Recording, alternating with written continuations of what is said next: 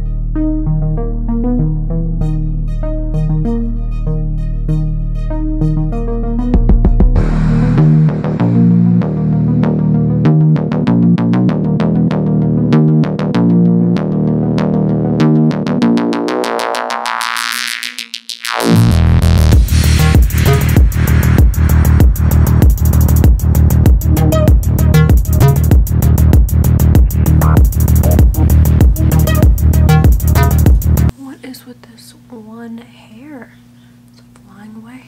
Oh, this is when you need hairspray. Done.